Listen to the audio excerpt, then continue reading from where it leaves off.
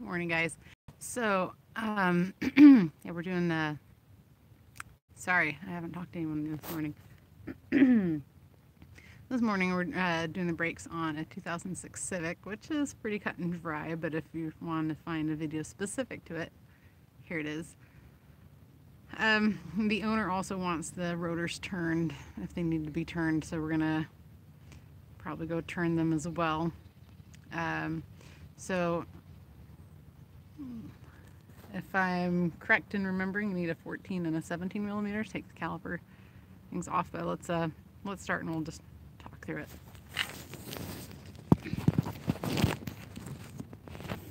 All right.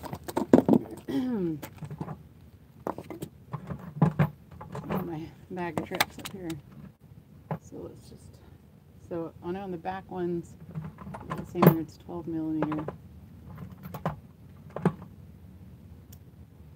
17 for the for this part, so the cradle, and 17 millimeters, so hold on to that. And then so it's 14, make sure my 14's not missing. Oh,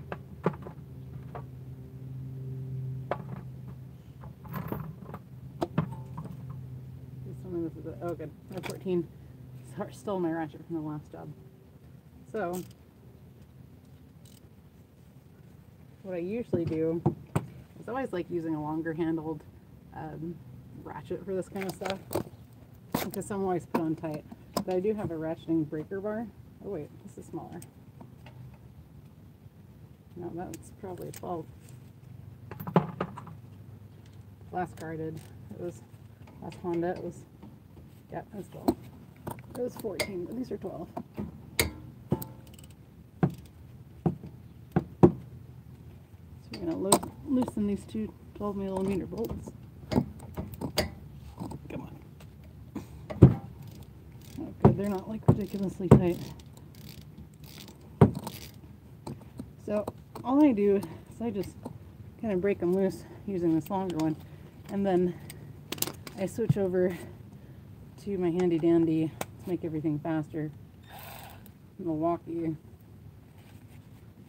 battery operated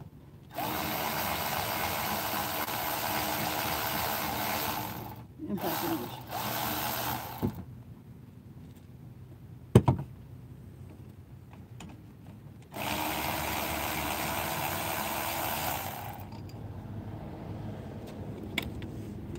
Pull this off, and also I keep a pry bar handy to help pry it off. No need to fight it. Make it as easy as possible. Just pry right off the caliper.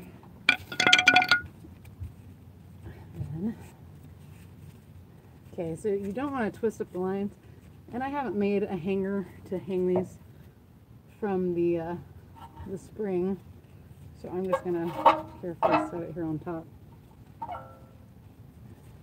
without kinking the line. And now I can take out the brake pads. Yeah, these are low, but they're not scraping, so that's good. So you can see here, they're pretty dang low. Definitely need to be changed. The back one's not as bad. So this one you can still see the split, so that's good. Wait, how come one on this split goes deeper on this one? But anyway, it's about twice as thick on the back side. So I like to lay these out so I remember which is front and back, because sometimes there's differences in the pads for front and back and sometimes there's not. I don't always remember. But one thing I do, before I forget, is I take the two brake pads and I put them back in the caliper. Let's see if I can tilt this so you can see what I'm doing. So we'll set the caliper up where it's, the brake pads are going up and down like this, they're vertical. So I set the used brake pads in there because this isn't going to hurt them, but it might mar up your new ones. I take two pry bars and I'm putting them in there like this, and then I'm going to push the pry bars like this, push the handles together, and they'll pry apart and push that caliper back. It's way faster than spending all day twisting some tool.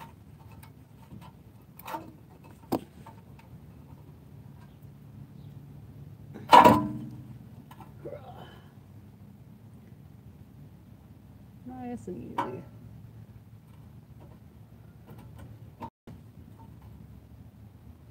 And there you go. Take those out. These back down. Back in front. You can see the caliper is pushed all the way back in. The piston. Not the caliper. Caliper's still here. Alright, so now we're going to go in and get the 17mm bolts, which we might need my ratcheting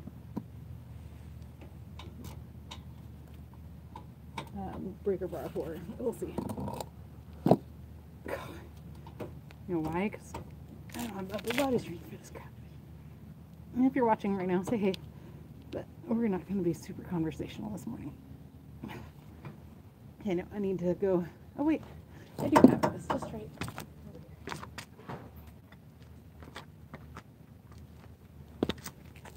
Just out of the camera. So now I got this at Harbor Freight, and I'm like, man, this thing's gonna break. You can see here this isn't true.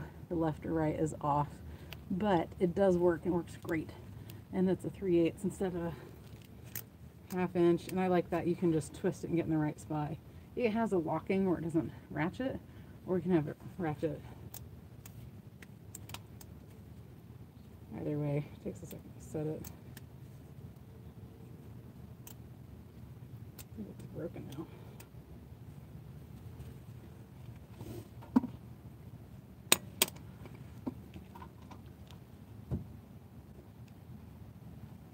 What's going on here?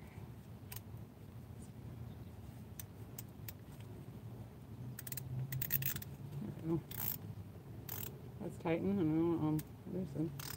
There we go. Perfect. Get in there.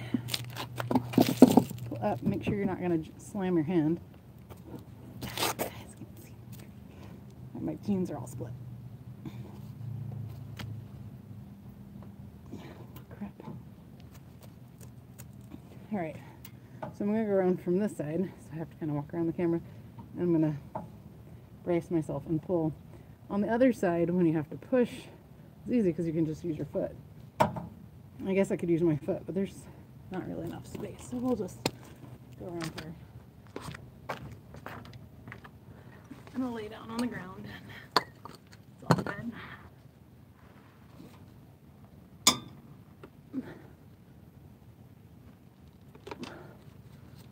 Seriously?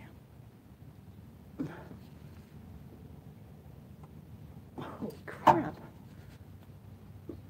That was tight.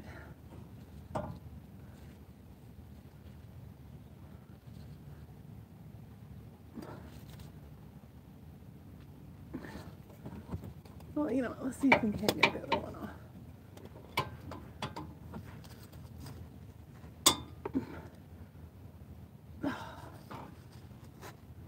Alright, it's not going to play nice.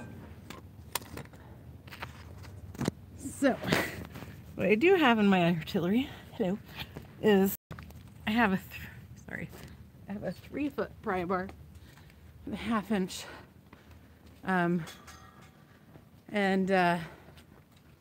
we're gonna have to grab that to get that off. And I used it. Hey, hold on a second. I'm live, so yeah.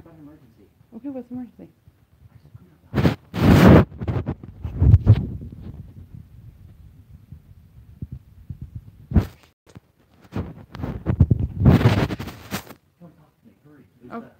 They close. Okay. All right. So apparently there's an emergency I have to go take care of right now.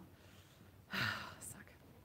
But let me quickly show you this beast of a pry bar. Like I said, it's a 1/2 inch drive, and it's a 3-foot pry bar. Now I don't recommend this for tightening lug nuts.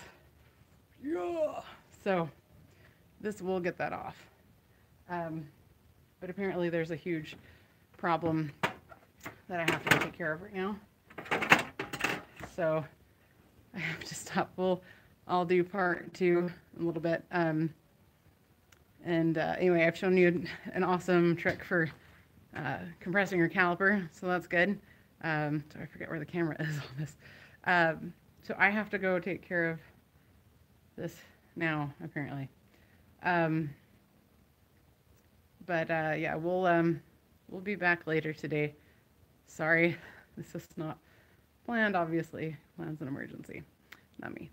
So I'll be back. You guys take care. Leave a comment section below if that caliper tip was helpful for you. And I'll see you guys in a little bit.